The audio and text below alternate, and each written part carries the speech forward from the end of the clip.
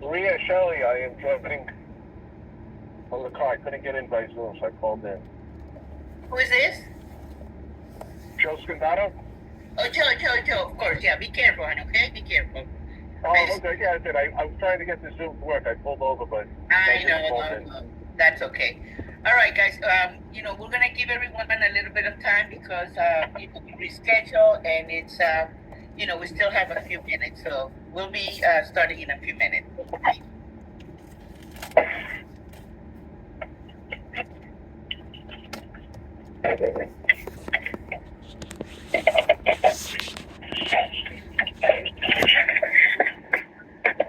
Chow, I'm gonna mute you, okay? Okay. Mary, can you hear me? This is Mary. Yes, Mary. Good. Yes, but please. I'm having problems. My Gmail has been messed up for quite a while, and so I'm not able to do too much of anything. Have they been archiving the sessions? Yes. You know what? I'll talk to you tomorrow because I know. Okay. Yes. I'll talk to you. I'll give you a call tomorrow. Okay. Thank you. All right. Thank you. Okay. There we go.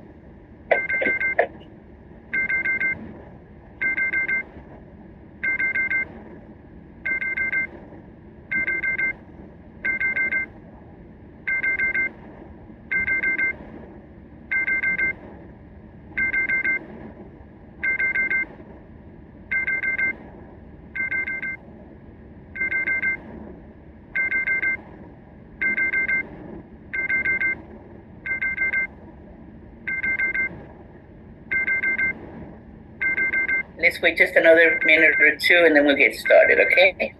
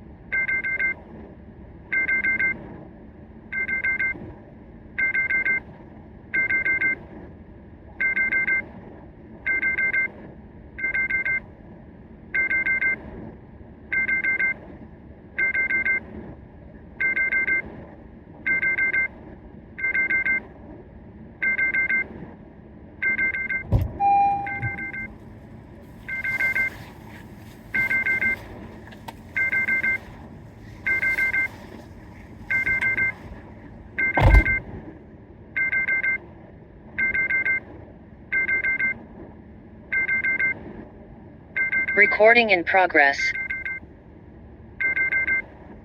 Well, hello everyone. Let's go ahead and get started. Thank you for being on time and thank you for coming back on a Thursday, which is not normally the day that we meet, So hold on a second. I have some people in the waiting room. Let me go ahead and let them all in. Great. We have 6 more people. There's 3 more waiting. There we go. Perfect. Let's just give them a minute to come in. I think everyone is in now. Very good. Okay, guys, we're going to go ahead and get started. Like I said, thank you for dialing in again on Thursday. I know we met on Tuesday, but, I'm Maria Gaitan, and I'm the president of MAC Consulting Services, and I am the facilitator of this Business Sense Bootcamp. First, I want to make sure that everybody keeps your phones your screen on mute. That way we avoid that echo that happens, when we're not in mute. So thank you, everybody's in mute right now. So let me go ahead and get started by introducing my dear friend, Anita Jenkins, who is Director of Neighborhood Services at the Riviera Beach Community Redevelopment Agency. Now, this program, as you know, is her brainchild. And I'm proud to say that this is the 14th time that we present this program. And it is, it's all about, bringing the resources and the information to you, the business owners. So welcome, Anita. You want to address the group? Good evening. Thank you, Maria, and thank you for this great opportunity once again to come and say hello to the Business Sense Bootcamp attendees.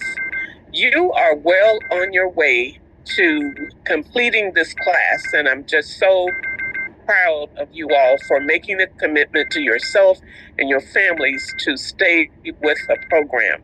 I guarantee you that when you finish and you come to graduation, you will have such a sense of accomplishment that it just really spurs you on to the next level. So on behalf of our city manager, our CRA director, our CDC president, we welcome you to this class tonight, and I believe you will be talking about marketing. That is correct. Yes, here in the city of Riviera Beach, we're committed to empowering our small businesses and making sure that resources are available. So over the next few weeks, you'll hear more about what those programs, initiatives, and resources are that we can offer you if you bring your business to the city of Riviera Beach. I want to just thank our partners at Comerica Bank, Joe Scondado, Consolidated Credit, Maria Gaten with MAG Consulting, for making this Business Sense Bootcamp possible. So sit back, enjoy, listen, and learn all that you can. Thank you. Thank you so much. And you know what? I would be remiss if I did not also recognize our sponsor, Comerica Bank. And I believe we have Joe Scondotto on the phone. He is actually driving from, I think it's from, what is it? He's going to Naples in one of the missions. I don't know if you're able to speak, Joe, but he is he's the Vice President of External Affairs for the state of Florida for Comerica Bank. And Comerica Bank has been the sponsor, listen to this, from day one. So we owe them quite a bit, and we're so happy to have you here, Joe. Go ahead. Yes, we're thrilled to be here. I'm actually making my way from Immokalee to Naples. We'll visit one of our other great partners out in Immokalee. And yeah, we're thrilled. We have a great presentation for you tonight. I have my colleague, Shelly Pizer, who's going to talk about social media and marketing strategies. And this is a really great session, and looking forward to seeing everybody at graduation in just a couple weeks. Yeah, for sure. And one of these days, we're going to get Miss Pizer here too, okay? Because she has Yes. Anyway, so today, the learning objectives for today, we're going to talk about the marketing plan. And remember, when we met the first time, when we went over the business plan, and I got to the point, about the section for marketing, and I told you guys, this is just too important of a section to just go breeze over it. So we're going to have a whole class dedicated to that.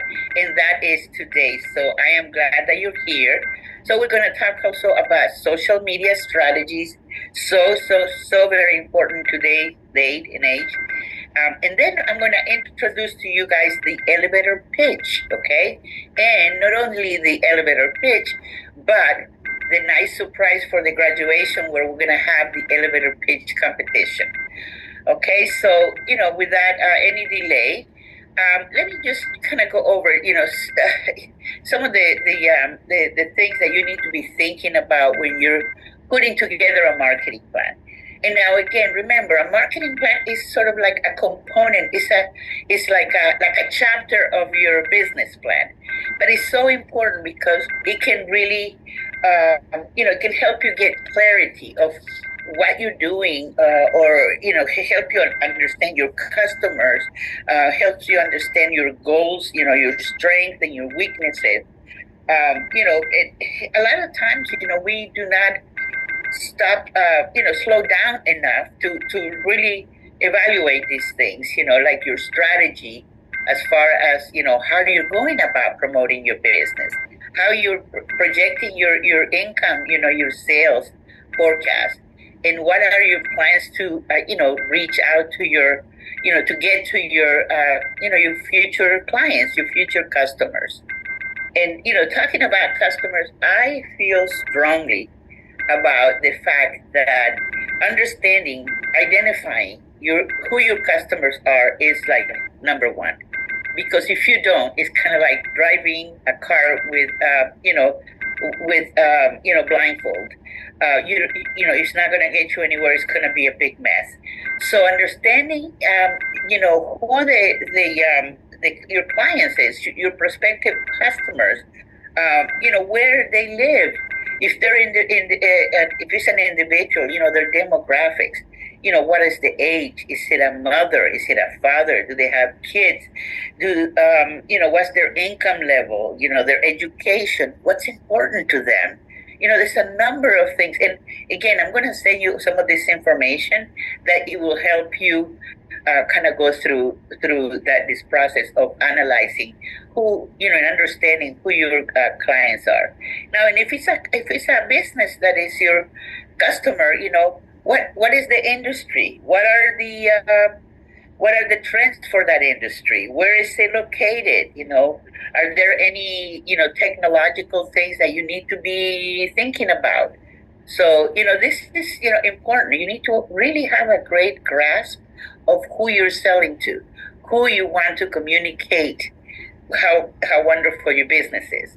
Okay, so again, I said briefly, understanding the size of the market. What is the demand? Okay, I've seen people just do things because they feel good about it, but they don't understand. They don't know if there's going to be a market for it. So understanding the demand, the trends. Oh my goodness! If you are able to capture a trend and get on that wave, you might get really lucky. When things are really trending, people are focusing on buying that or acquiring that. So make sure that you understand if there are trends, the growth potential. Okay, sometimes I have this lady that I coach from time to time, and she has a wonderful coffee shop. Okay, and she told me the other day, it was so smart. She said that her customers come from within a 5-mile radius. She has it to that point, she understands her customers that much. So she's not going to spend money advertising, for the bigger county population. She's going to focus on that local market. So, your growth potential, that's what it is. Are there any barriers? What's happening in the market? Like, for example, when we had COVID, let me tell you, everything, not everything, but just about everything changed during COVID. For one thing, let me tell you, I was at the time working for a very large nonprofit agency, and one of my responsibilities was to bring financial education to the community, to different partners and whatnot. And I had a full-time financial educator, this wonderful woman, Doris Baker, and she used to, we used to schedule her to go and make presentations, all over town, all over the county. So when COVID happened, and I'll never forget, it was March 17, 2020, when our boss told us that we were closing, because of COVID. There was the city was closing, basically. Anyway, so she comes to me and she asked me if she was going to be laid off. Well, let me tell you, we changed, completely at that moment. We went from doing in-person seminars to webinars. And let me tell you, now it's just the way we go. It is like 95% of the education we do is via webinar. So yes, changes happen, problem happens, but you have to be smart and to be in touch with what's going on. So one of the things that I like to recommend to business owners, especially if you are in the starting stage or if you're growing or trying to expand, again, is to really understand your competitors. Okay? Now, first of all, I have to say, competitors can be also your friends. I always, when I was at the bank, I was a banker, I told you before, I used to befriend all my other branch managers of the other banks. And, because there is, I don't know, opportunity, I guess, to be with people that do the same things that you do. But it is important that you understand what their strengths and what their weaknesses are compared to you. Okay? So this is, and I'm going to send you this spreadsheets so you can, maybe take a look at this and do a tabulation and give them, make some notes on what their weaknesses are, what their strengths, how important it is to the customer, compared to you, how they're standing. So, is the location in a good place? Does it look good? Is yours better? If you offer credit, what are your policies compared to their policies? How are you advertising? How are they advertising? Things like that. And one thing, I want to say that when you're thinking about competition, about competitors, and again, I'm going to make reference to my times when I was at the bank. And at the time, it was called, God, it's been so long ago. It was First Union Bank, and then it became Wachovia Bank, and now is Wells Fargo Bank, okay? But I used to be the manager of this one branch that was in a corner. Okay, so across the street on one side, there was Bank of America, and on the other corner was a Chase Bank, and then on the last corner was a gas station, okay? So I used to have meetings with my staff once a week about, products, about education, about training and whatnot, and I used to ask them, what do you think the other banks have that we don't have? Or what do we have that they don't have? And the reality is that all the banks have pretty much the same stuff. They have checking accounts, savings accounts. Yes, they do vary. Of course they do. But let me tell you what's different. Their customer service. And so when I'm telling you, know your competition, that is one area where I always found that our people, my staff, always was on top of those clients' requests, on their needs, never letting the phone ring more than 3 times, always getting back within 24 hours. So the customer service piece is so huge. Now, fast forward to today, all right? We're in another world. We have everything is email, of course, or text. Now, I don't know about you guys, but I am often, too often, frustrated with people not getting back to me. People that I want to do business with. They don't respond to emails. They don't answer text. So guess what? I'm going to go to the next guy that offers the same type of products or business. Because the one that answers me, that's the one that's going to get my business. All right. So, I like to make a point, to talk about customer service because there's no other, there's no replacement. There's no substitution for customer service. So again, now here with your products and your services, one of the things that you want to do in your marketing plan or in your head actually is to understand clearly what it is that you're offering. What are the features, okay, of what you're selling? And, what are the benefits? And I heard a really great example the other day. For example, if you were to have a house, you build a house, okay? And, what are the features of that house? It has a roof, it has walls, it's well built, it has several rooms for all your children and whatnot. So those are the features. It has a kitchen, it has a backyard. But now, what are the benefits? It gives you a home. It gives you a sense of community. It gives you something, ownership, equity. So there, always a different way to look at your product or your service. What is it that it does, and how it benefits your client? Okay.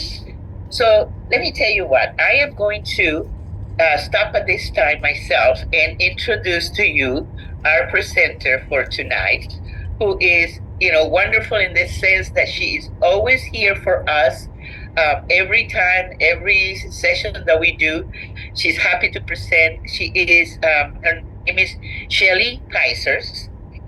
Shelly is a senior vice president at Comerica Bank. She is the national director of events and corporate contributions. Big title, super important lady. And she's been with Comerica, I think it's 11 years, right? She also, she was an entrepreneur at one time, or several times, I believe. She founded and operated a company, News West Productions, a while back. She was the director of marketing and sales. I believe she owned it for like 10 to or 12, 13 years. But anyways, we're really lucky to have her. She is fantastic. And we want to welcome you, Shelly. Thank you for being here with us tonight. Thank you so much, Maria. I really appreciate it. And I'm so happy to be here. I'm incredibly impressed by residents of Florida. I mean, you just came off 2 hits between Helene and Milton, and at a bank where we watched that activities. We have a presence down there, working with Joe right now and getting emergency relief out to help out in the community. So I have several jobs at the bank, hence my lofty title. What it just means, Maria, I get to do more.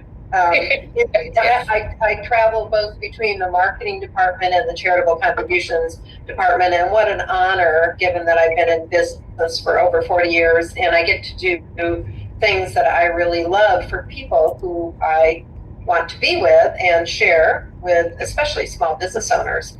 Like Maria said, I've owned businesses too, so I feel like I can relate to where you are and where you might be going, and hopefully we can share some of the information today to help you out with that.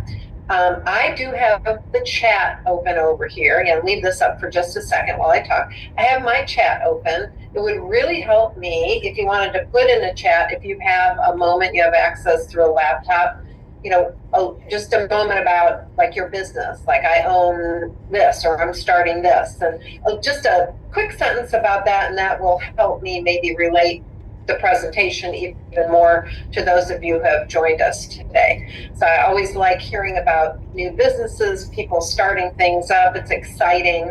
I've run a couple of successful businesses. I've also had a couple of major failures, and that's part of being an entrepreneur. And then I've had the wonderful opportunity of being a large corporation employee, which I also enjoy.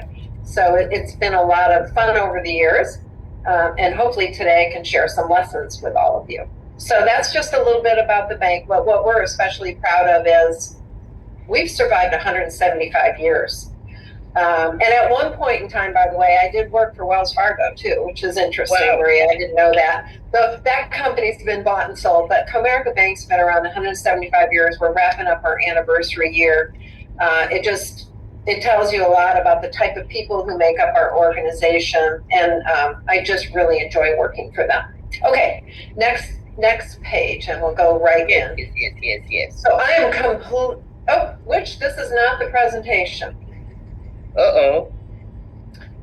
So this is not the one I was going to use today. I apologize. This is what I got from Joe. Okay, how about if I share my screen?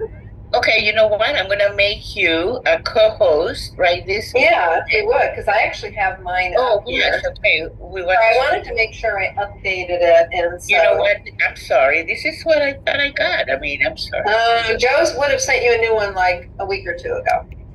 I like to update them. Okay, yeah, sure. Go ahead. Okay, so can I share now? Go ahead and share. Yes. Let's see. I'm not used to using Zoom. Where's my share button on here? Let's see. Sorry, guys. Technical. I'll get this. There we go. Your screen. I got it. Good. Sorry about that. I don't know. No, that's totally fine. Oh, there you are. Great. Completely totally fine. It's just a quick adjustment. The other thing I think I've learned in business over about 40 years is be flexible. Yes. So, and, working with technology is always fascinating, right? Well, that's another thing that was not around when I was in business. All right. So, I think I started with all of you during COVID, right, Maria? I think so. Or a little before that, yes. Yeah, I think so. So I remember when we were adapting the presentations and all getting used to that. Right. Okay. So, can you see my screen now? I mean, we can see, can you make it a full screen? Yeah, then I don't know if let me see if I can do that, because this is hold on. Yeah, hold on. It's a PDF, right? Yeah, I sent over to Joe. Okay. Trying to see if I can reduce the size of it to bring it down. Sorry, guys. I had prepared one presentation and just slide it down. Just slide it down. That's fine. Just slide it down. Okay. Okay, yeah, but it is kind of big though. Okay. Is it cutting off the sides, Maria? It is cutting off the sides a little bit. Yes. How's that? Yeah. It's a PDF and not a PowerPoint. I understand. And you know what? Hold on a second. Bear with me 1 sec, okay? Excuse me, try view. I think in view you should be able to expand it. Well, look at you. I'm getting technical support. Let's see. So full screen, go to full screen. So you see right there. Yeah, better. But you're not sharing now. Oh, yeah, and then sharing. What happens is I lose you all in the chat. You know what I mean? I want to make sure I'm seeing you. Well, it is. You know what? I can see it. I can read to you what they're putting down. Okay. Okay.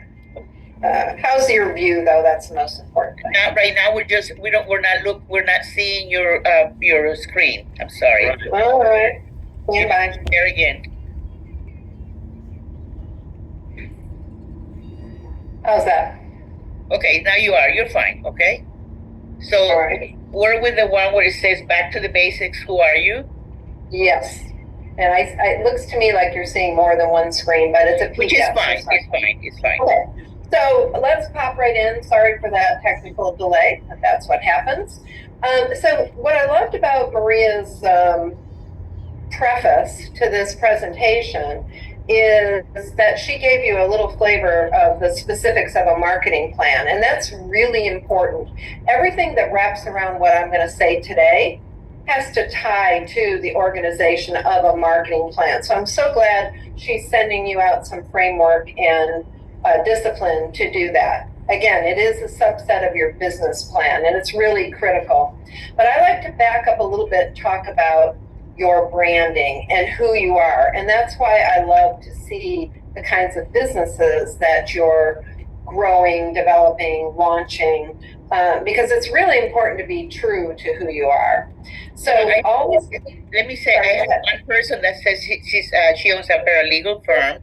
Another one says that she started her own real estate brokerage. And then I have one, Noah, that is planning to open a mixed-use center. Awesome. Okay. So we have some service businesses in here, and I see a retail boutique. Right. No, I put another note in there because now I got the chat back up. Put another note in there about what a mixed-use center is, because I'm curious about that. All right. So I'm going to support what Maria and this class does to set you all up for the elevator pitch and why it's so important. Because the basics of who you are is your elevator pitch. It's that direct connection between the business that you're growing, that you want to develop, and those benefits that she just talked about. It doesn't have to be complicated. In fact, in my experience, the more simple and clear you are about who you are and what you're offering, the better. Don't try to, and this is based on, again, having some businesses succeed and having a couple failures too. If you try to do too much, say too much, layer in too many things, it will be challenging for you. So the elevator pitch is key because it brings in that crystal clarity that you need. 2 to 5 words. Keep it clear, focused for your customers, and then as you grow for your employees too. It's easier for someone to identify with you if your message is clear and simple. Maria already actually spoke about customer service. What makes you stand out? That's key. So thank you, Maria, for setting me up. And we'll go right to the elevator pitch. Really, this is your mission statement. It's the same thing when you talk about mission statement. So I'll be honest, when I first started working for Comerica, I joined a while ago and I read the mission statement and I was confused, overwhelmed. It was probably a paragraph or two. And as an employee, I saw some keywords I could hang my hat on, but really it was like I couldn't reiterate it to you. I couldn't go to Maria and say, this is who we are.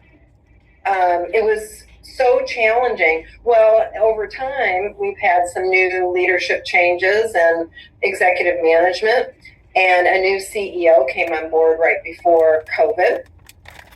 He boiled all that down to 5 simple core value statements, which we can all easily memorize, get behind, get excited about, quote to you. One of my favorites is a force for good. That has such meaning to me in my job today, right? So having that clarity and saying to the community, we're a force for good. This is why we are sponsoring a program like this one today. It means everything. It's about our brand and who we are. So that's that elevator pitch. And in the old days, we had a business cards, a physical business card. Some of us still have a few. I like to hang on to mine. I don't know why.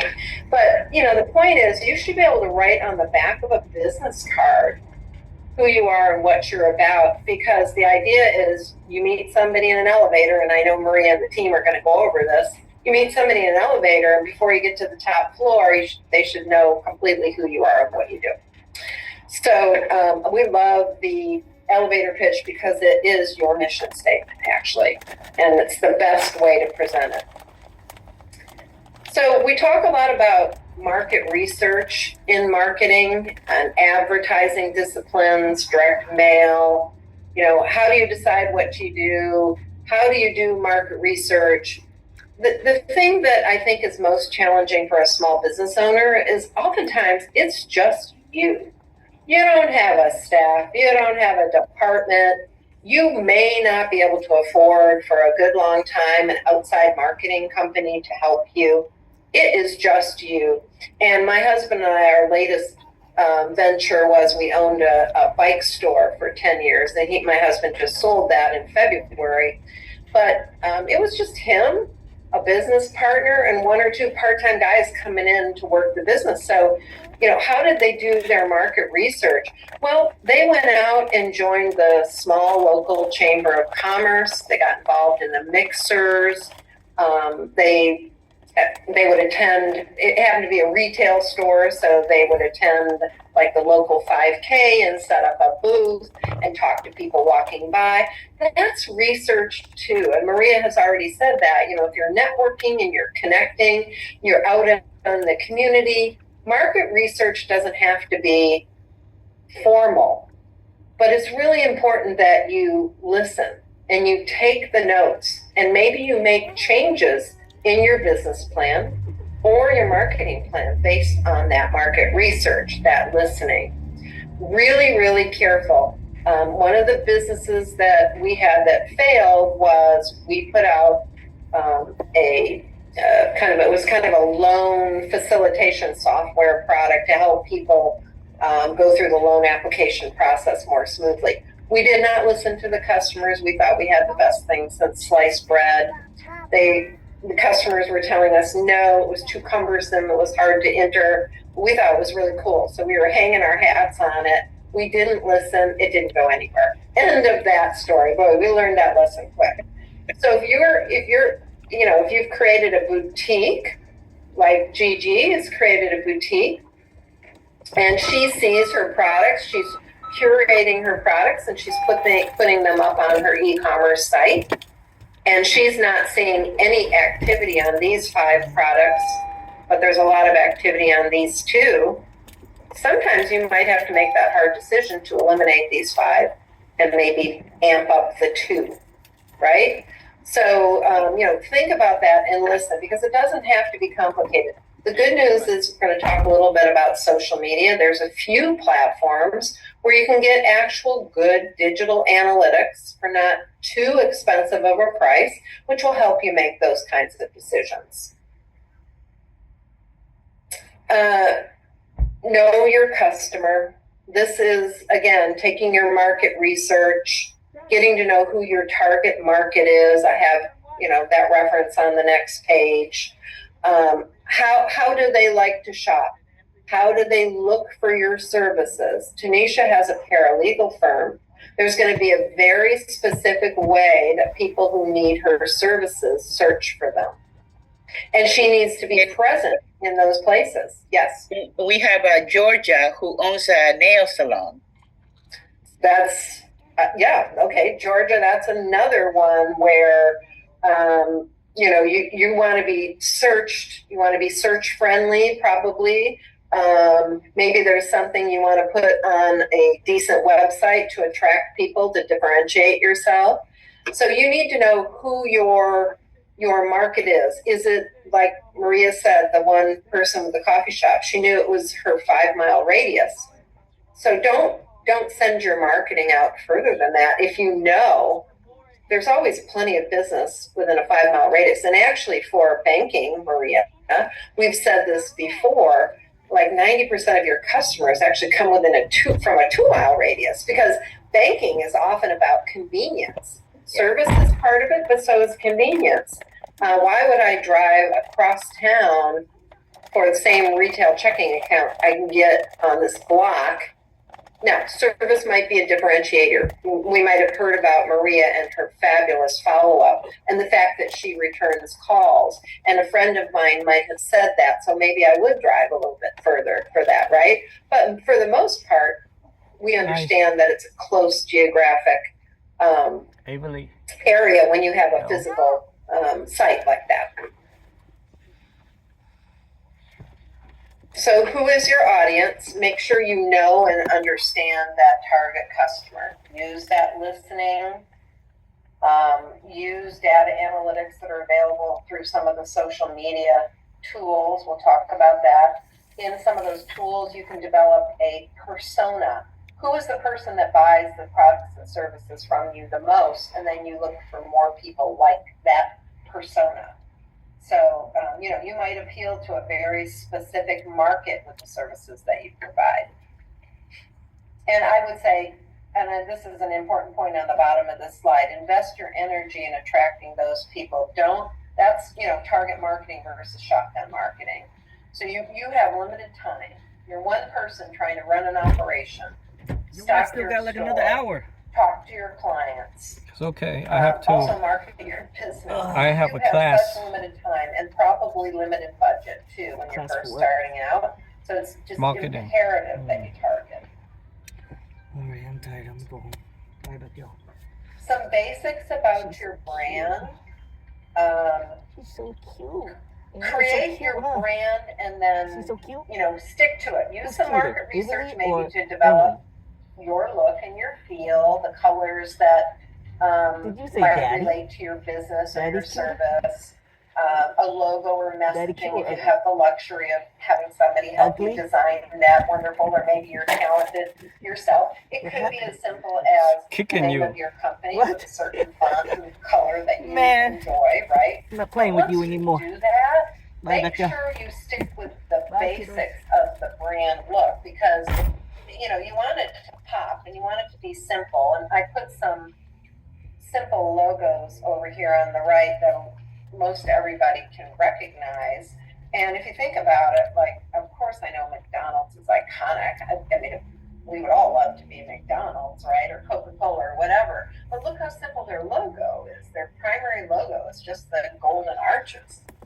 Doesn't even have their name on it. Now, I think when they first started, they had a name, and now you can see the golden arches and it's used. So you might want to think about a simple design and not overdo it or overthink it again.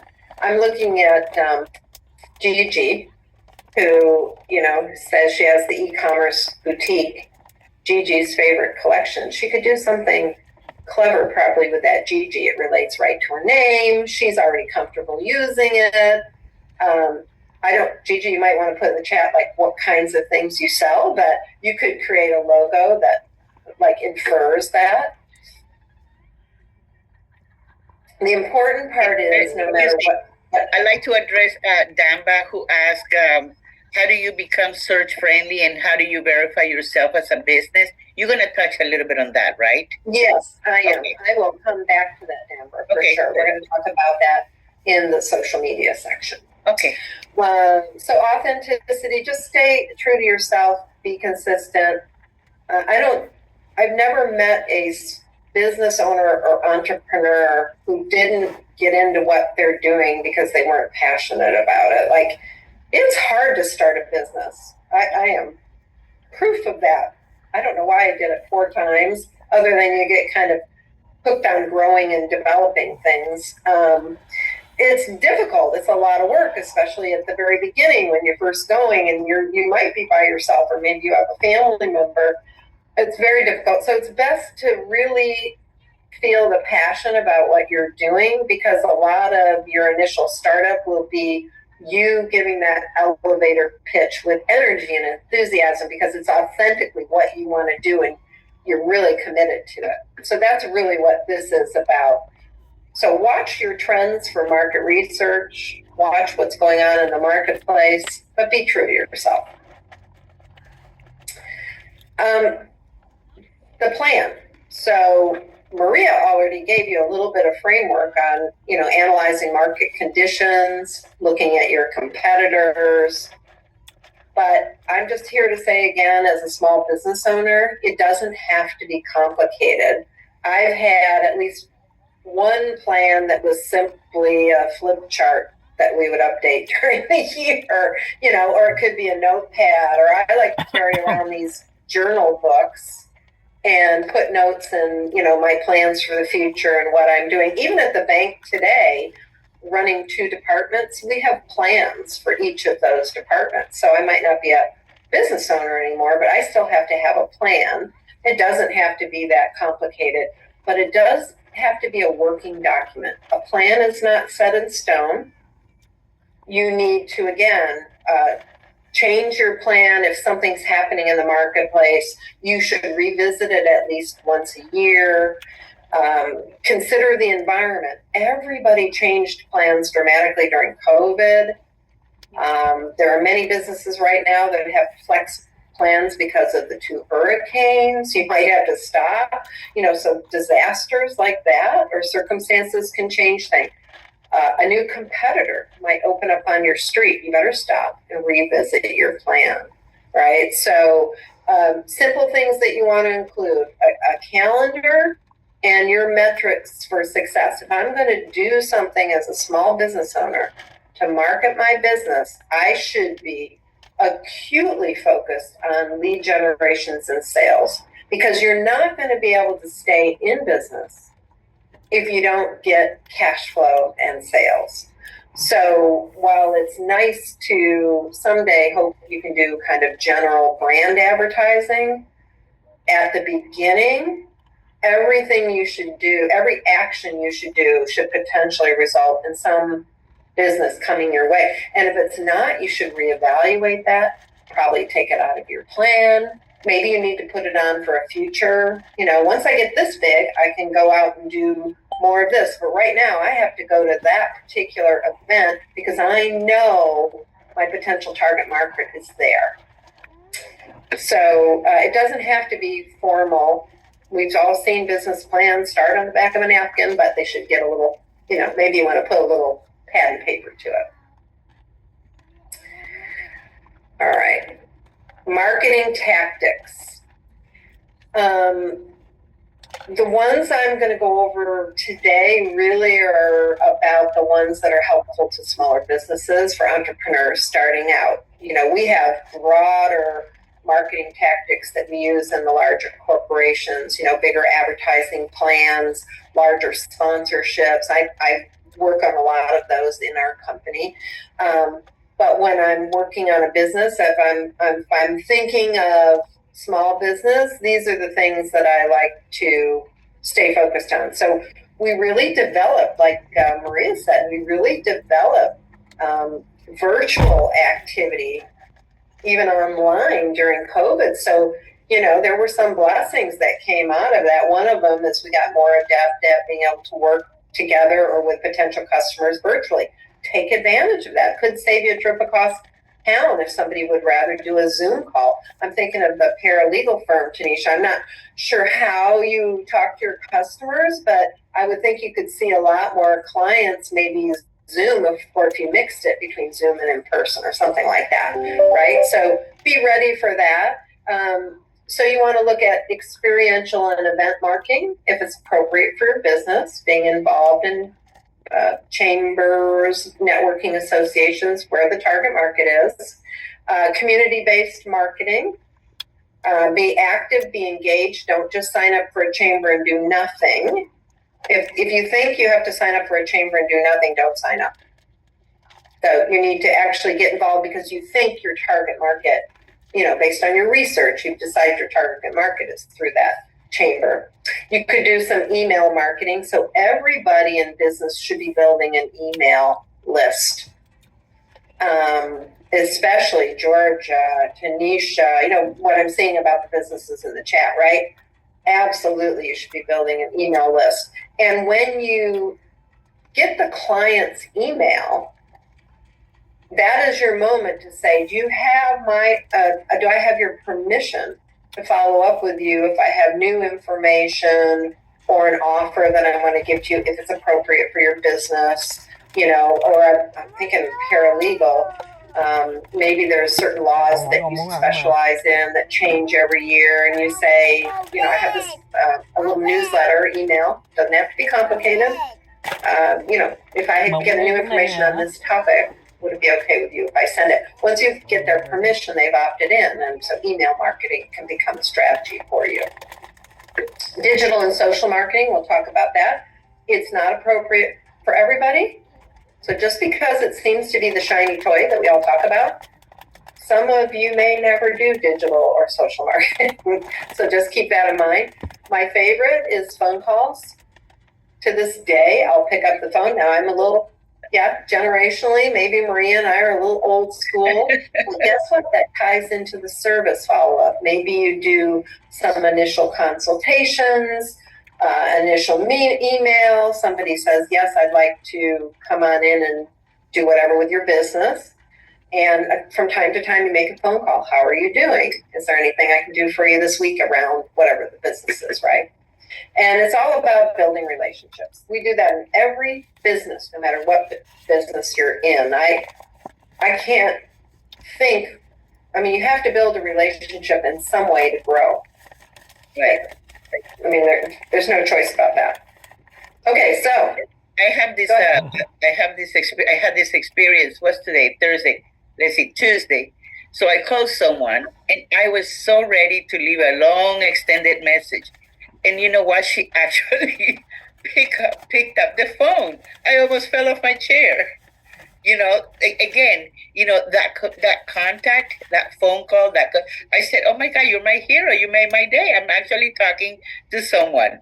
And, you know, younger folks, guys, yes, you can do a lot online. You can do a lot on, you know, digitally and whatnot. Like we talked about the first day, you know, we're talking about the business plan. For example, like you can open a checking account with a bank in Ohio. You never have to see anybody at that bank. But when you walk into an office and you see that branch manager and they know your name and they know your business and they know what you do, that is huge. So, you know, what Shelley is talking about, that touch, that communication, Personal touch. personal touch, absolutely.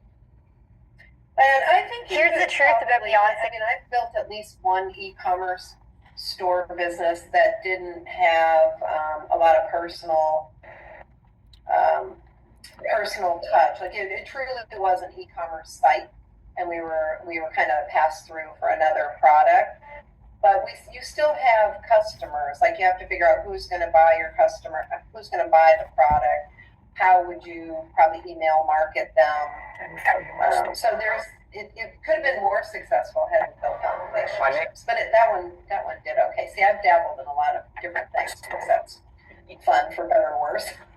All right, so this is the $1 million question. What social media platforms should my business use? And this kind of goes back to Damba's question about being search friendly and verifying as a business.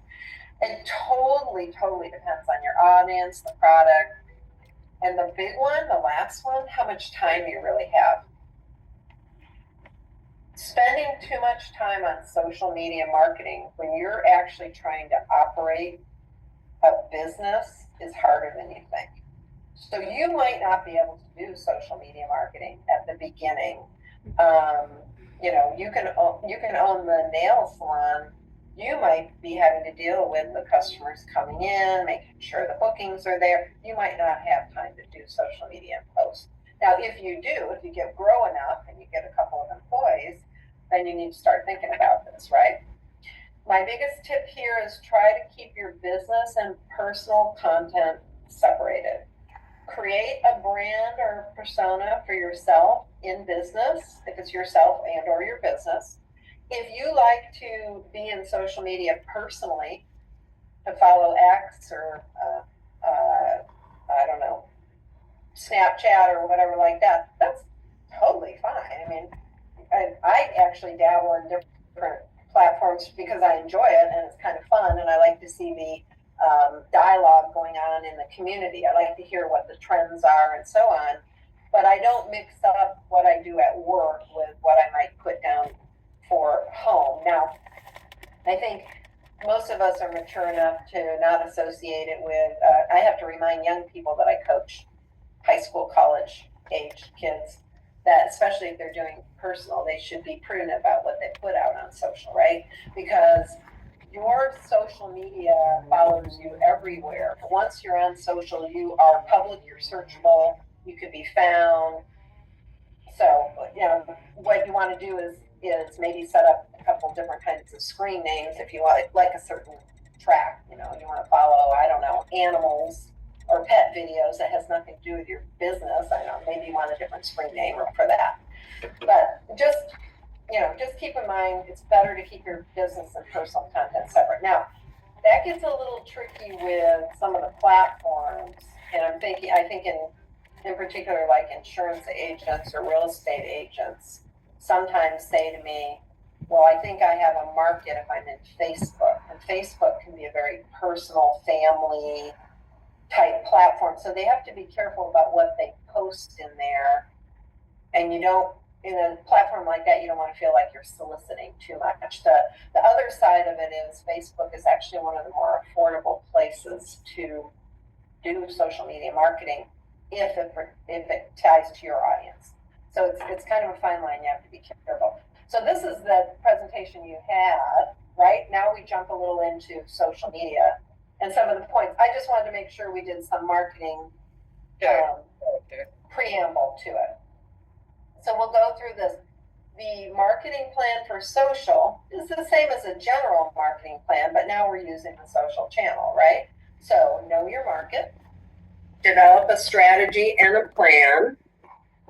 And in social media marketing, content is king. So focus on your quality over quantity. And this goes back to social media can eat you up on time you're spending on your device, on the laptop, whatever it might take you away from your business. If you don't have time for it, don't even touch it. Don't worry about it. Just build your business. There will come a time where you'll be able to do it. But content is king. If you can't go in there and post some quality content that ties to you and your business brand, You shouldn't be doing it. Can you give us an example? So, because I'm in a corporate environment, I have a LinkedIn profile and a LinkedIn persona. It's especially helpful in the corporate world because it's used as a way of networking between business executives on a bigger scale. So it's a very networking connection. Within that persona, if I'm liking something or I'm writing something about something I've seen or observed or participated in, I'm tying it to my work that I do generally at the bank. I'm talking about the community events I participate in. I'm talking about lessons I've learned that tie to women supporting women and women leadership. So I've created this persona, a business persona. I wouldn't go into my LinkedIn profile and randomly post about my dogs. No. So you see what I mean? You have to align it with who you are for that platform. It made sense to me to align it for who I am as a business person. It's still me, and I'm passionate about what I talk about, but I'm also understanding that I'm representing a corporation. People are seeing my title, they're seeing the work that I do, but I still talk about things that I care about, right? It's just that the way it overlaps with my corporate umbrella, if that makes sense. And then also when I write content on like LinkedIn, I don't write it all the time. I don't really have time, but I do write it when I find something that's important to me or that I'm really proud of that's tied to work. And I try to write a story or convey a message in that post. So I try to make the content valuable enough that people respond to that. All right, so you want to create value if you're going on social media. Inspire, educate, or motivate others. That will naturally, if it fits within your business persona and your business brand, that will naturally attract people who are like-minded, who might potentially like your product service to you. You can follow high-profile accounts. So create a relationship with accounts that are in your discipline.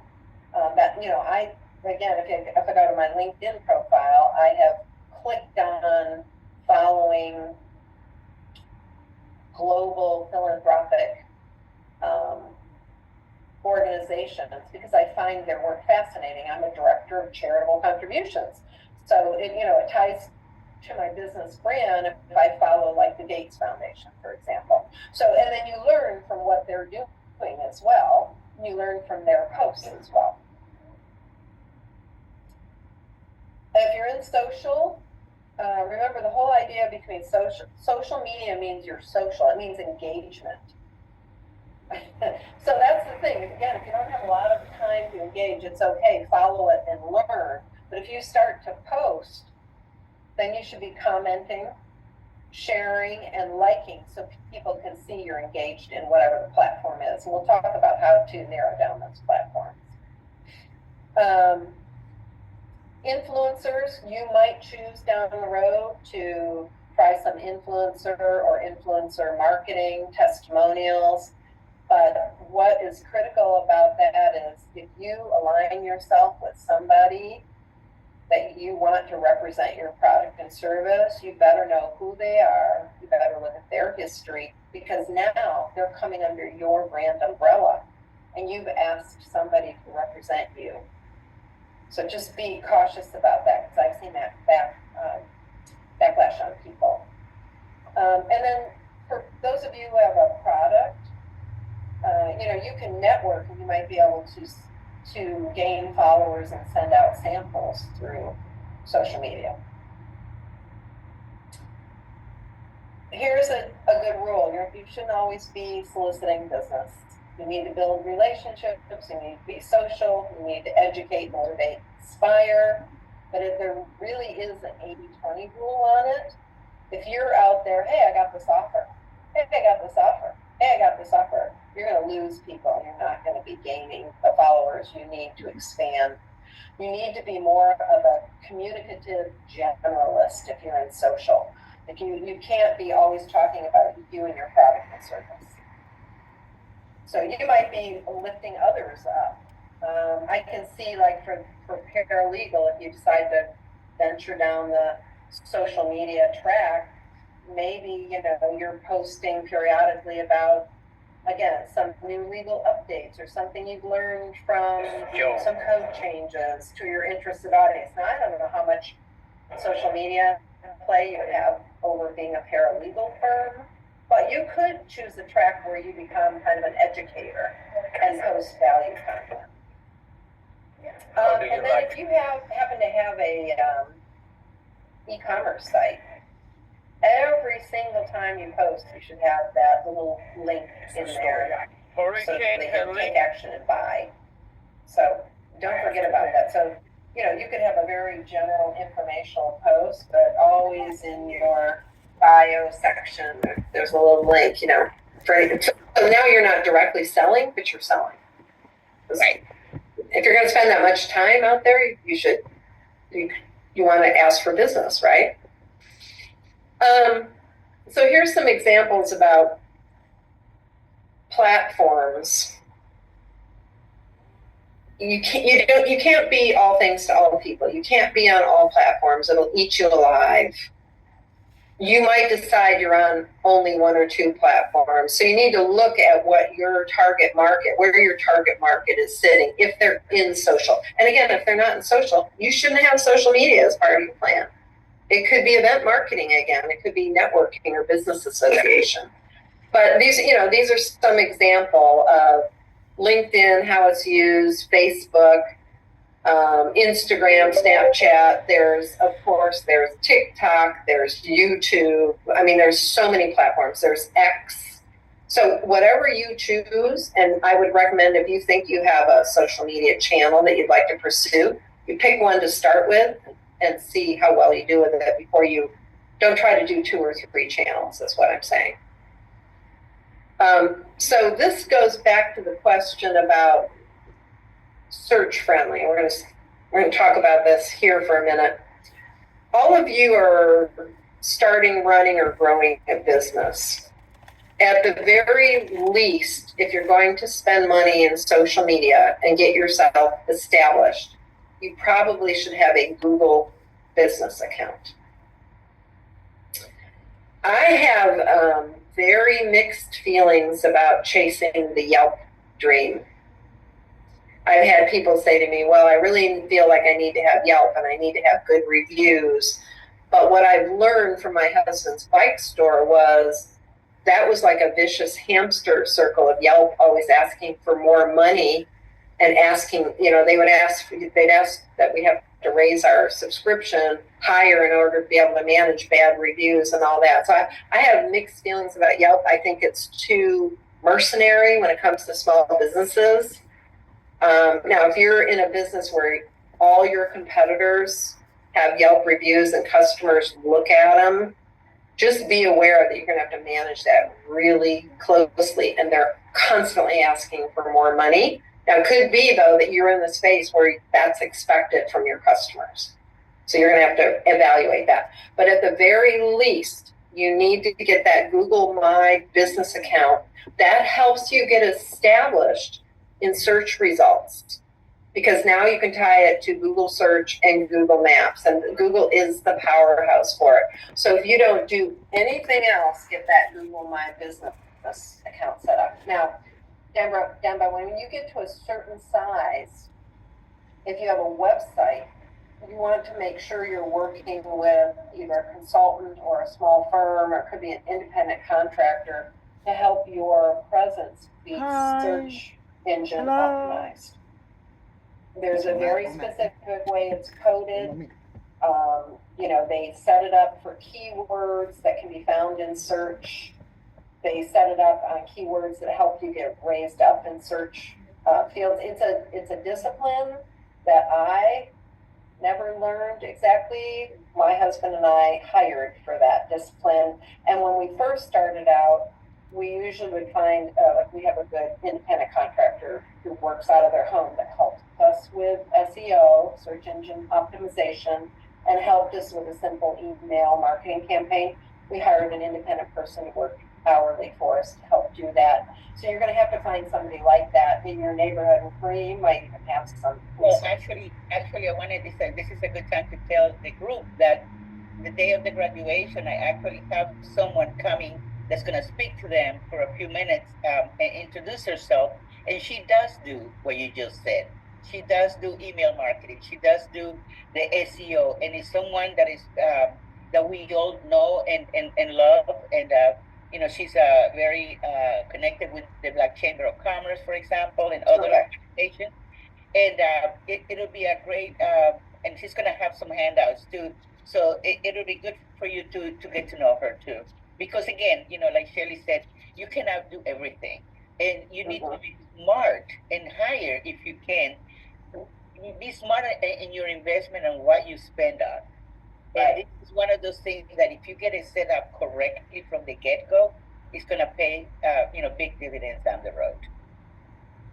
Just again, I understand as small business owners, your cash flow is tight. So if you can't afford that kind of professional help to do it right, it's better not to do it and work on your core business, the service, the product, until you get to the point where you can add those. And then I highly recommend, this sounds like a great referral. You know, Maria knows somebody that they trust that probably is a reasonable cost, or she wouldn't be coming to talk to small business owners. That's really, it's hard to find that. Like it took my husband and I a while to find that in our area. So that's a great recommendation, but you at least can do the Google My Business account, and you can get yourself in a Google search thread out there. So, and then from there, you need to get that professional help. Someday you're going to be big enough to hire a marketing firm. That's awesome. And also, if I can interject again, I know that Anita Jenkins and we are working on a couple of different initiatives, and they're going to actually have some money to help some of the small business owners in the Riviera Beach, in the city of Riviera Beach, to do some of this work, the promotion and whatnot. So there may be some grants that can help you specifically for this marketing piece. Well, take advantage of all of that. Plus, absolutely. Yeah, I would be looking for those resources all I can, right? Now, some of you might be B2B, so that's where LinkedIn comes into play. Although, like Shakita and Tanisha, you should have a really solid LinkedIn profile too, because people will search for you to see what your profile looks like that in the business community. Because I would imagine that, you know, real estate brokerage or paralegal, you want to present yourself as a credible professional in these fields. And so Google My Business account, and then probably a nice LinkedIn persona too, would be important. Less important for like a boutique owner or a store owner, because I've been in retail. It's nice to have a LinkedIn profile. It doesn't cost you anything to set it up, but it's not as critical as it is in some of the service businesses where you're networking and growing connections if you have a brick and mortar. So this gives you a little flavor. You know, what is LinkedIn about? It's about networking. Now, if that's important to your business, get that profile set up. It's more likely with like recruiters and corporate employees. A lot of recruiters use it, just to give you an idea. But it's widespread. I mean, look, it's all over the world. So, and what can it do? Oops, I'm watching my little screen here. It can help, you know, build your community. You can join groups and learn more about what other people are doing in your profession. You can connect with people. So Facebook is actually one of the more affordable digital marketing groups. Like you can set up marketing programs on all these platforms. They can be quite expensive.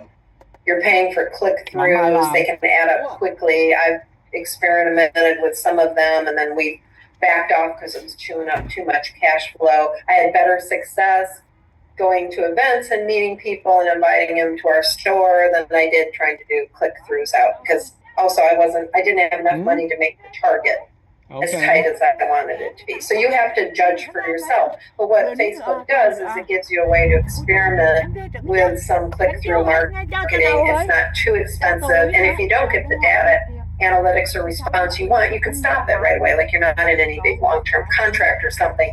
So if you have the time and you want to experiment, it's not a bad place to start.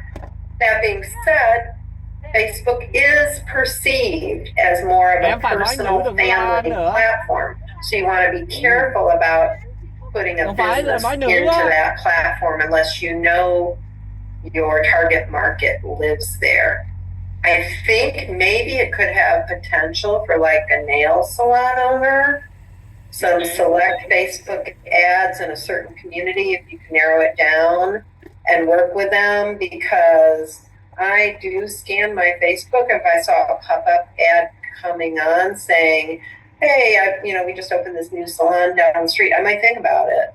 So as long as it's not too offensive or pushy, it's possible. Or like maybe have something special for Mother's Day, or easy Christmas gift, gift cards, different things. Yeah. Yeah. Great insight, Maria. Great insight. And this is why it's good, is because they can give you not too expensive ads and you can get analytics back right away. Again, as small business owners, we are so pressed for time and money.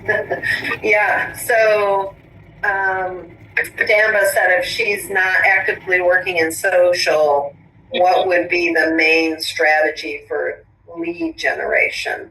So let's see. Remind me, your business is what? What, Damba, what is your business? Put it in the chat. And I can think about that. Or yeah. Go ahead. Let's say photography, videography, and post-production. Okay. And you're so it's photography and videography and post-production. So I would think that you need to be available like in Snapper. Set up a profile for yourself in Snapper. And then that's the website where people go to hire gig work photographers and videographers and also all kinds of other services. So something like a Snapper account or other similar accounts where you can post your services and then you engage via social media and you can take bookings. So it's social media, but it's like a connection service. Are you familiar with Snapper? No. Or TaskRabbit. Some of those services that you might want to sign up for to offer your services, and then people engage through the platform to hire you for videography or photography. Event-wise, I have to think about that for photographers or videographers. Is there a certain kind you do? Is it like social, or is it wedding, or is it corporate? Hey, hi, my name is Sandra. I'm here with Damba. So I actually can elaborate with that because I'm actually the one that does photography and video. So I do a lot of event photography, and I have done a couple of weddings in the past, and it's something that I would like to expand on. The wedding. Okay. Yeah. So usually in most communities, there are wedding expos and exhibits. Yes. Mm-hmm. You're going to have to sign up for those and possibly exhibit to build your leads and your connections. Also, maybe there's a way to develop in your market area relationships with wedding planners, because they refer people who are getting married to the brides and grooms who would make the final decision. So I don't know if there's like an organization in your area of wedding planners. So you need to get in that space where people are talking about those types of events, if that makes sense. No, yes, that makes a lot of sense, and it's actually something I have looked into, and it's kind of like one of the main advices for that. And But in terms of kind of like reaching out, it seems to me like it's a lot of like probably call outreach and call outreach rather than like finding them in a place easily using this kind of like call outreach and connecting with people like one by one. Well, Probably. let me tell you guys, I actually have a job for you, so I made myself a note. I'm gonna reach out to you tomorrow because I think we can do some business right away. Okay, great. Sounds great. Well, oh yeah, joining classes like this and telling people that you have a photographer, videographer. Yes. Absolutely. Okay. Yes. Anyway. So what city are you in? That's great. I am in West Palm. Okay. Yeah. So we have banking centers down there. So if I need a photographer in West Palm, we can get in touch with you. Is that right? Yes. Yes, that's right. That's correct. Yeah, and I have done corporate work in the past as well. So yes. Okay. So one of my jobs is I'm the national director of events. So we hire a photographer. When an event comes to an area, we hire photographers and videographers all the time. So reaching out to people like me would be good too. That might be for you where a LinkedIn persona might come into play. For you to reach B2B. Like you create a persona saying, corporate and wedding events, and here's how to reach me, and you start posting maybe some cool images you've done with a little content to attract attention. So just a thought. Do you think probably LinkedIn probably go a little bit focus more on LinkedIn? Yes. I would start with LinkedIn, yeah. But now what you want to say though is really clear, like what your radius is for travel, right? Like Southwest Florida or Southeast Florida or only the West Palm area. You need to be clear on that, because if I'm scanning social media and you've connected with me because I'm an events director, the first question I'm going to ask is, where are you, and will you go to here, or are you limited to this area, right? Right, great, makes sense. Yeah, so I'll definitely do that, and then if it's possible to connect with you, I can send you my information as well. There you go. See, lead generation. Oh yeah, joining a class like Maria's class. Thank you both. Yeah. All right. So, go ahead. Hey, I'm sorry. I do have one more question. So, when it comes to, or for Shelly Manny, when it comes to the whole, Google My Business account, right?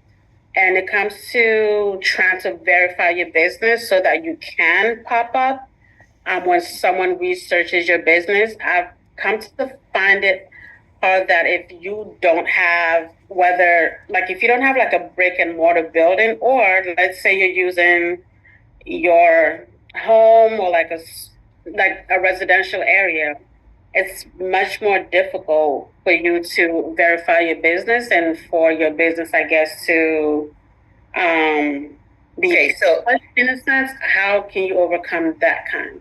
Can I make a suggestion? There are places, and I want to say like the UPS store. Some of these mail service stores where they do have what do you call it?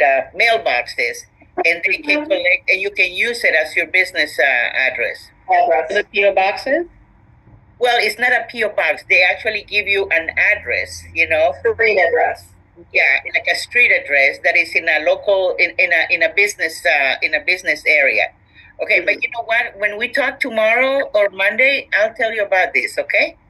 Okay. All right. Thank you so much. You're welcome. Go ahead, Shelly. All right. So touching on some of the other platforms, X, Twitter, formerly Twitter, X. I mean, it's huge. Millions of people use it. The problem I have with it is these days it's often political. So I read it for the news and the trends of what's going on, but I haven't seen success promoting a business through it. But you can't forget about it. I mean, it's in our face all the time, right? X. Instagram is great if you have a visual business. Like I'm thinking of Gigi, if she's selling women's clothing and accessories. She might start on Instagram, and maybe she hires the photographer to come and do some really cool beauty shots to get out. You have to think about those things too. If you want to be on Instagram, it's wonderful if this is your target marketing. If you want to start to build some followers on it, but it's very visual. So Instagram is really about photography, and videography is key. Being able to take some videos and edit them down around the 15-second mark and get a message out. People are scrolling. The attention spans are like nothing anymore. So if you're going to do video, unless you're on YouTube doing something instructional, you really should be looking at short clips. But short video clips attract more than still photos these days. So if you're going to play in a visual platform, just keep that in mind. So here's some other platforms that you might consider. But again, unless your target market is there, potentially buying, don't go there. I mean, that's really the bottom line. All of these platforms use hashtags. What does hashtag do? For one thing, you should have a hashtag if you're going to be in the space, you should have a hashtag that represents your business, and use the same hashtag over and over and over again. Every time you post, pick a hashtag that's you and always have it. You might add other descriptive hashtags to attract people in.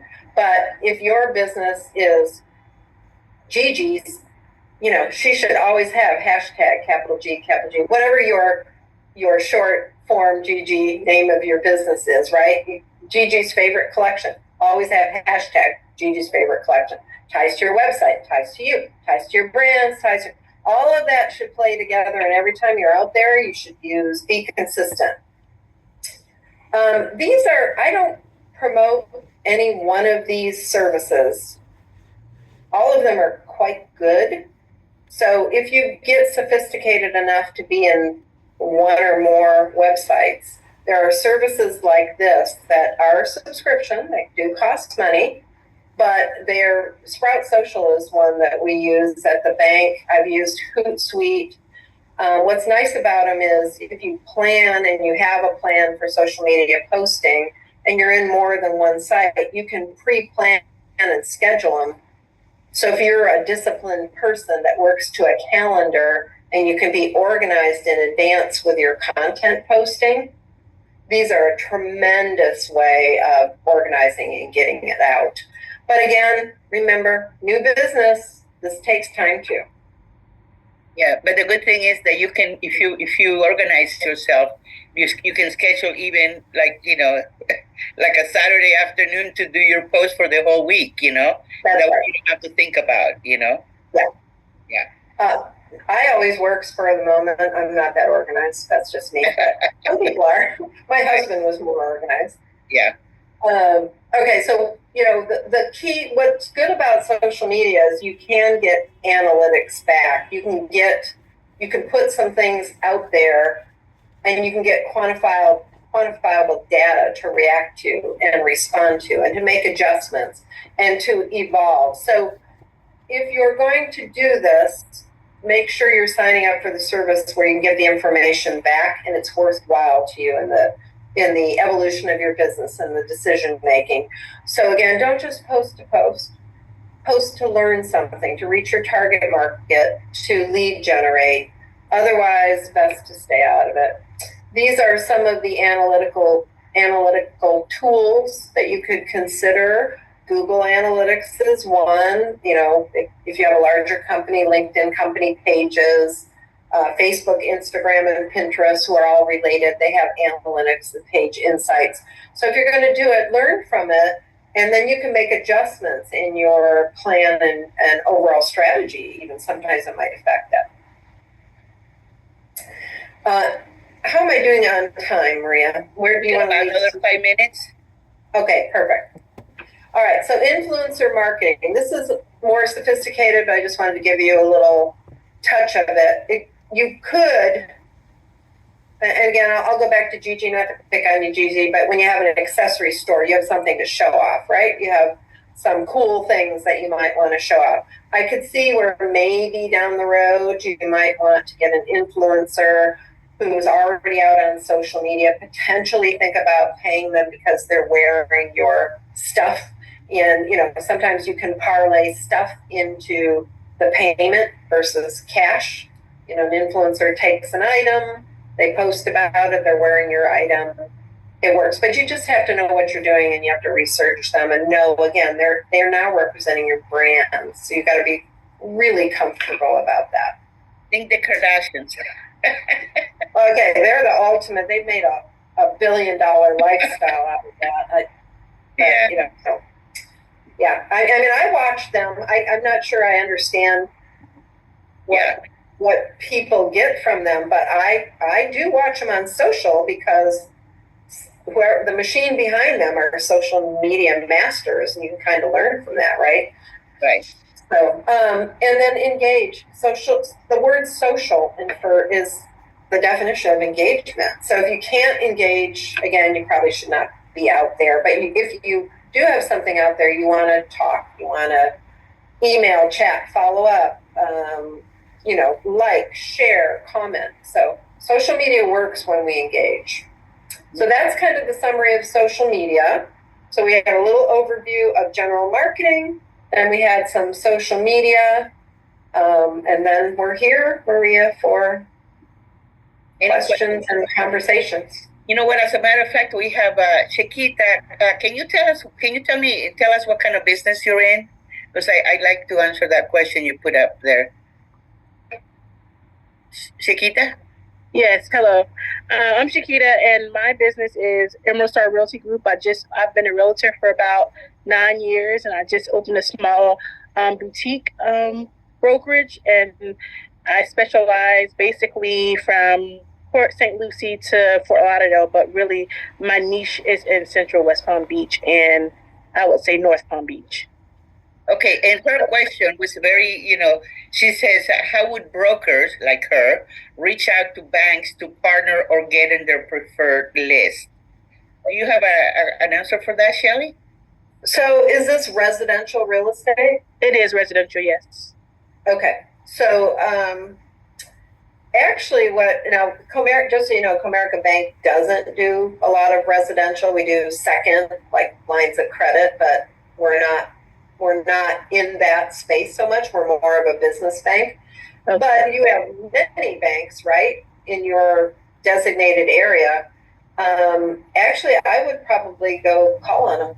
I'd walk in the door and introduce myself with a business card. That would be my strategy. I would go door to door and knock and say, Maria, you were a former I was going to say, I manage several branches, and let me tell you, realtors are always welcome, okay? Because we have, people that come in and try to get a mortgage, and we're not supposed to just send them to one person. We typically build a list, like you said, of preferred, relationships. So I would love to have your name, let's say, if I was in the bank, and add you to the list and give it to my clients. But you have to make a connection. That's one thing. But the other thing I was going to say is in LinkedIn, if you're not in LinkedIn, you need to be in LinkedIn. And then you need to join the different groups like mortgage brokers, for example. Right. Okay. Right. Bankers groups, and there are, you need to be approved, but, your request to be in, unless there's something absolutely really bad about you, you most likely will get accepted. But your local, your Palm Beach County or whatever your area is, look in LinkedIn, and then you'll find that. And that's a really good way to start to get your foot in the door. Oh, thank you guys so much. I really appreciate it. You're welcome. All right, so we have, let's see, I think we have, this is it. Joe has a question. Joe had his hand up, I think. Just finally, I'm out of my car and into my hotel room. I wanted to add, in terms of marketing and networking, Meetup is another venue that a lot of people gather. Now, if you have something that you're interested in and like doing, just want to make new connections, especially, for a realtor, because, there's so many, but find something, a group of people that have a common interest, connect with them, and that's how a lot of people get business and develop their businesses, by just connecting with like-minded people and having a common interest. And there's meetups all over the place. It's free to join, and it's just another venue to really market yourself and your business. And let me tell you one thing. About a year or two ago, maybe 3 years ago, we had one of our participants was a young lady who was starting out her massage business, massage therapy business, and she was just a delight to have in the class and was full of energy.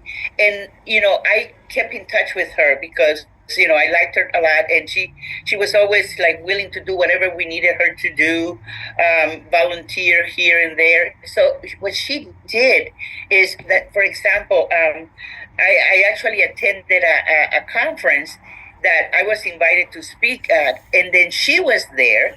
But not only she was there and interacted with all these other people that were there, but she actually gave a coupon for someone else.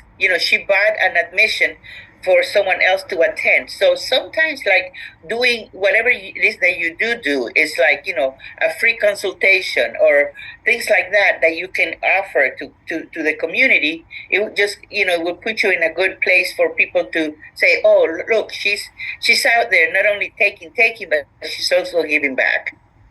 Damba, you have one more question? Eva? Damba? Yes, hi.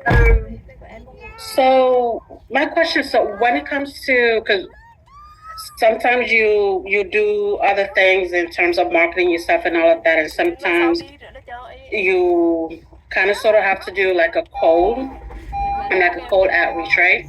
So let's say, depending on the different types of cold outreach, like whether it's email, a phone call, or something like that, do you have any suggestions or resources to where you can make sure that you have the perfect elevator speech for that or something? Okay. Well, we'll talk about the elevator pitch, but what I was going to say is, in your case, in your situation, that you are actually, your clients are businesses. I mean, obviously they could be individuals, but also business to business. And I think that, oh my God, I just lost my train of thought. I hate it when that happens, guys. Okay, it'll come back to me. Okay, oh my God, I can't believe this happened. You're not alone. It happens to me often too. Okay, but anyway, listen, it'll come back to me. I'll get back to you, okay? So you know what, Shelly? I'm gonna go ahead and start sharing my screen now, if it's okay with you. Okay, I'm gonna share back to my here this, okay, and I'm just going to give me a second, and I'm gonna go to where we are now, and I apologize for being there. As you do that, let me say something. Yes. So the reason I come back to offer this presentation information to Maria and you all at the time, and I do it most consistently with the group, is this Business Sense class that we sponsor is the most amazing class. You're getting technical support that most small businesses never get. And if my husband and I had had this class with one of our first ventures, we probably wouldn't have failed. But, lessons learned. So take advantage of everything Maria is offering you, and you already are because you're here and engaged. Anytime you have these kinds of services, you're automatically connecting. Maria's a huge connector down there in Florida. I know she is. So is Joe. They're on the ground, and I can see the activities there. So you're all doing the right thing by being in this class, asking the questions, raising your voice, and you just need to go out and do this now in your broader community for your target market. It's actually that simple. Yeah. We dump a lot of information on you, but it's that making the connection with which we started with. So you're doing it. So congratulations. Absolutely. And okay, so here, this slide, we already talked enough about this. Let me I'm going to give you, and you're going to like this. This is one of two tables that you're going to get when you get the PowerPoint. But look at this, it has the marketing channel, the questions to ask yourself. Have you got a good quality email list with permission to get in touch? And it has the advantages, it has the measurements, and it has, like all the different things that you need to consider for each one, the cost. They need, here you have online marketing, you have social media, content marketing. I'm sorry, exhibitions and event, digital direct mail or leafletting, sponsorships, advertising. So take a minute, please, and look at the different questions to ask yourself. Look at the advantages. Look at how you measure. If it's working for you or not, and then in the end, also how much it costs. Some things may be easier to do than others. So again, this is just another template to kind of, walk you through this. Okay. Well, I can't wait. I can't let this screen go. Okay. So, my creative production business, which we grew and was very successful, and we sold. I'm looking down to your bottom right corner where it says quid pro quo. This is a huge thing for small business owners, and you already inferred it, Maria, about offering a coupon and absolutely. So you're not putting out money, you're marketing yourself by offering a coupon for someone to try your services. My husband and I grew our creative production company on the backs of offering our creative video production services to restaurant companies in exchange for coupons to the restaurant. So they weren't giving us cash at the beginning. We went to a major restaurant company and we said, we'll help you produce your service videos. They wanted employee service videos. All we want is a coupon equivalent amount based on our quote to eat at your restaurant. Oh, wow. That parlayed into one of our biggest accounts. Of course, they paid us later at some point. We had that account for 11 years. That company became part of the Outback Steakhouse family of companies. And my husband and I rode that business up. Good. Based on, I cold called them and said, we just want to produce one service video and we'll take restaurant coupons in exchange.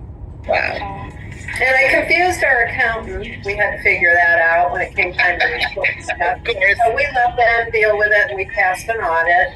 And that parlayed into a huge restaurant sales and service business for us. Well, because we also like to eat out, so that's how it started. My husband was like, who's the ideal client? Well, we love to eat out, so it's like... Of course, so they pay you. Yeah. You know what, my son is a farmer, okay? And he was telling me the other day that he was going to get a massage from this massage therapist because he has some back problems.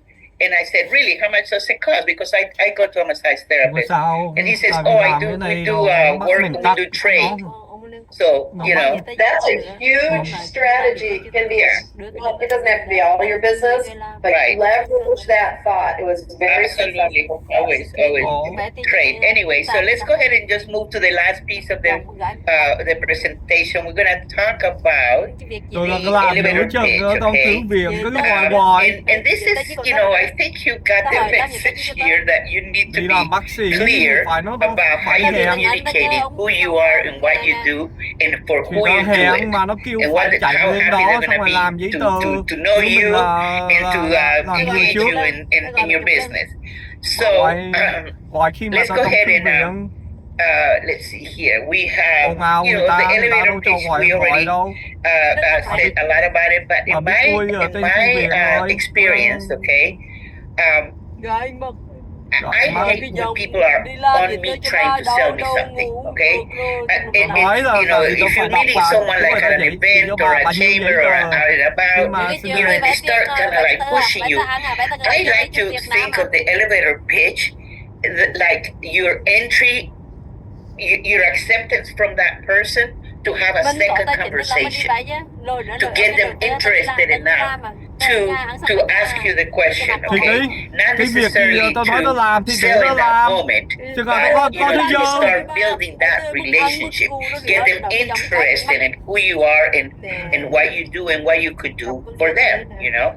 So here, thì gặp you know, thì tao nói when như you're vậy, tao thinking of nói your trong group elevator để pitch, cho we bà đặt have câu several hỏi people rồi tao that trong thư deal viện directly with individuals, some ai that kêu bà may điên dễ dàng deal đi with businesses. So you need to understand who it is for, and you know, and then by the same token, you can have more than one elevator pitch. For example, if you're talking to the bride and the groom that are getting married and you want to sell them on your photography business, it might be one elevator pitch. But when you're talking to Shelly, who is a banker, and she's looking for a business relationship with you from the bank point of view, you might have, you know, another elevator pitch for that. In the same token, if you are, for example, talking to investors, okay, you might want to talk to an investor because you want to be able to grow your business and you're considering giving people some equity for some money that they might give you. So that elevator pitch might be a little bit different. So before I go on, I just want to let you know, guys, that you have my email address, okay? And you actually have even my phone number in the email that I send you. I want you to feel free to email me and ask, you know, to set up a one-on-one, you know, Zoom call, and then we can talk specifically about your business and your particular situation. And there's no cost to you. I'm not selling you. This is what I do. Riviera Beach, you know, asked me to put this program together, and this is part of the whole thing. I want to be able to be here as a resource too, and whatever it is, you know, it may be on social media, it may be on how to borrow money, whatever it is. So I'm here. So think about that. Okay, so in your elevator pitch, you know, you want to be clear on what you do and why it's needed and how it's going to happen. How it's going to get it? How it will get done. Let me give you here a couple of examples here. Okay, I'm sorry. Here, you want to make sure that they know who you are and what your company does, and what is the value proposition for them. You know, what's going to grab their attention. And you know, the interesting thing is, you know, your contact information. Now, I'm old-fashioned like Shelly is, and I still carry my business cards, okay? But I'm going to show you something kind of funny here. Okay, actually, I'm going to go, hold on. Here's a picture of my business card, okay? So nowadays, okay, because some people don't want to have a business card, I actually have mine done with this QR code. So people come, you know, they don't want to take the card, but they take a picture of my business card. You know, they go in there, and that way that you transfer that information into their phone. So, you know, make sure, and these are some, you're going to get this in the PowerPoint. These are some digital business cards that you can order, you know, or create just your plain old you create a QR code for that. But anyway, so we talked about being brief, being persuasive, and practice it, okay? Make sure you either stand in front of the mirror and say your elevator pitch again and again and again until it's second nature to you. Or if you have children, have your children listen to it, or your partner, because family are usually the hardest critics, you know. And you know, they may say you just don't sound good, or that doesn't sound right, or you better add this or do that, or don't do this, you know. So you know, make sure that you know, when you know, there's some things that you don't want to do. For example, like I'm doing right now, going on and on and on and on. You don't want to ramble. You don't want to ramble. You don't want to go. You know, you need to keep it brief. And again, you know, be flexible. Hold on a second. Let me. I made some notes here because I wanted to tell you. We have a question about how long is the ideal. Perfect question. No more than 60 seconds. Okay. So I don't. Oh, I have my little. I have some notes here on what not to do. Make sure if you're in person, that you have a happy face. Even if you're on the phone, you need to have a smile because that goes through that phone line. Trust me, it does. And then give yourself practice it so where you're not, well, the reason I'm here is because I want to sell you my product, da, da, da, da, da, like a monotone tone. Make sure that you slow down. You have a system on how you deliver it. And again, we're going to practice some more. Next week, we're going to talk about this again. But what is really cool is that the day of the graduation, which is in person, and you're gonna get the invitation in a couple of days, so you have the address and everything. It's in Riviera Beach, but it's a really great moment to present yourself to a group of friends, because whether you like it or not, we've been here for several weeks, and we're gonna be here again next week. So by the time we get to the graduation, it's almost like we know each other. So you want to make sure that when you're putting your elevator pitch, it's something that you deliver it in a way that you grab their attention, okay, with a hook or a interesting opener. Like the other day, I heard somebody say, I like my children hate to my children don't like the lunches I'm making for them. That's what it was. And she says, but now she was a salesperson, but now I do da da da da da. And she starts going on with what she gives them instead, and they love it. So it was like, so what is it? And I have grandkids, so I asked for the brand, and guess what? I got it, and my grandkids love it. Okay. So make sure that you deliver with enthusiasm. Okay. And the cool thing about this, and this is something, Shelly Pfizer, I'm going to tell you, you started. Listen to this. Yes, when we first started the elevator pitch competition, the first prize used to be $100. The second prize was $75, and the third prize was $50. And you said one day, we need to make the first prize $500. And you did it. You paid for that one, if I remember correctly. But it was so exciting that we did change this. So now it's a little more substantial. First. I'm thinking of small business owners. Exactly. What kind of thing can I use tomorrow to help me move something? I usually need. Exactly. I would have loved to have had $500. I know, right? So they're gonna get a Visa gift card for $500, or second place for $200, and then third place for $100. And then again, I'm going to send you all this information and other resources, that are going to help you to, construct that elevator pitch. And let me tell you, we're going to have the day of the graduation, one of the alumni, somebody that graduated, a couple of sessions ago, and she emailed me, and she actually we set up a call, and she actually tried her elevator pitch with me. So I gave her some pointers. So again, feel free to do that. Okay, I'm here for you. Okay, let's see. Any questions so far? Do we have any more here? Let's see. Hi, Maria. Who's this? It's Damba again. Oh, hey, Damba. What do we have? I'm sorry. So, a question that I have, right? So, let's say, is it worth doing like a pro bono job for an in-kind donation receipt, especially when you're starting business? Is it worth doing that kind of pro bono job for an in-kind receipt where you can claim those funds during tax season, especially when you're kind of a new business that just started an LLC, that kind of thing, and all of that? That's a really good question. First of all, I'm not an accountant and I'm not an attorney, so I have to say that. And you should check with them before you decide. But from what my experience, okay, yes, you can do in-kind donations.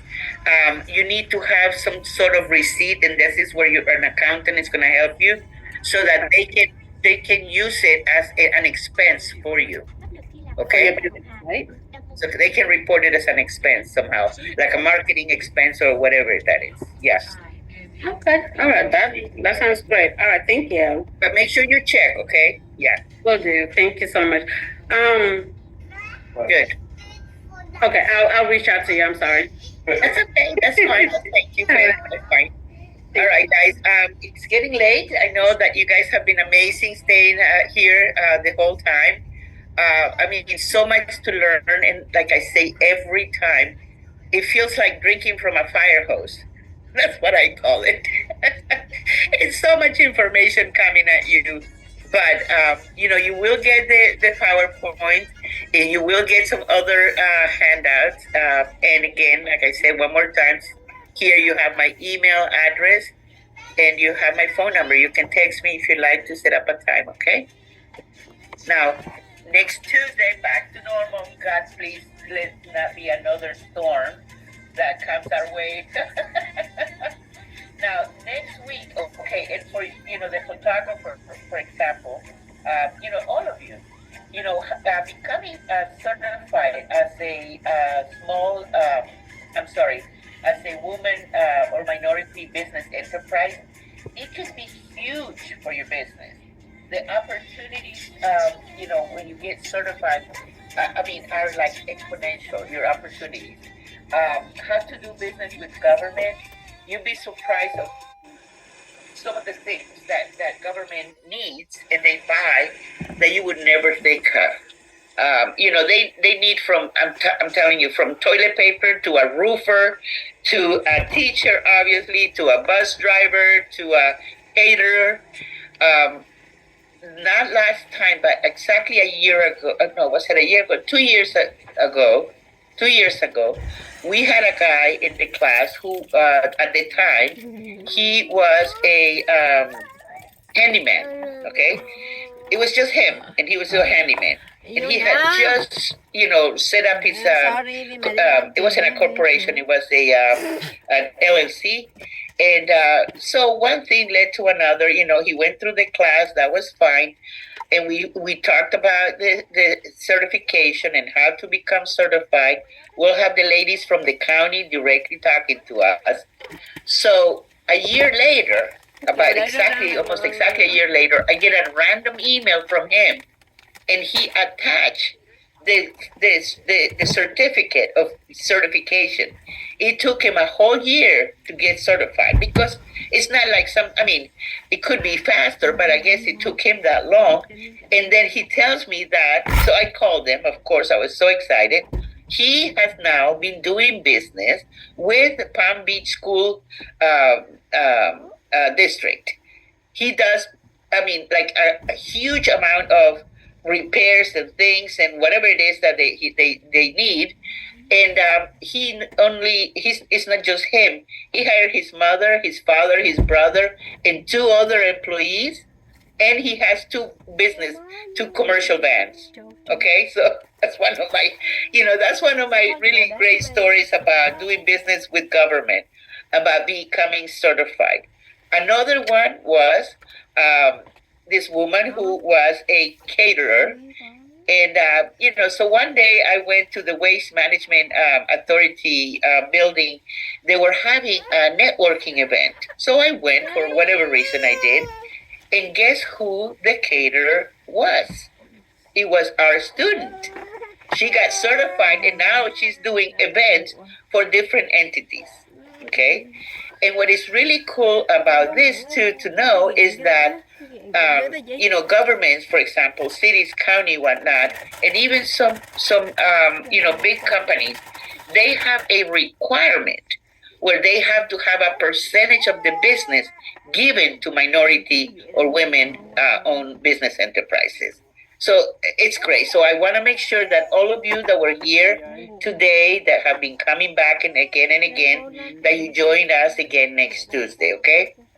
With that, I want to thank Shelly, please. I'm sorry I messed up with the PowerPoint, but you made it work. And then, Joe, thank you for driving safely and getting to your hotel. And I will see you and everyone next week, okay? Great job, great class. Maria. Yes. Don't hate me. I'm so sorry. And I'm sorry everybody else in this class. I'm sorry I know I'm the pain in the. Okay. I just have one last question.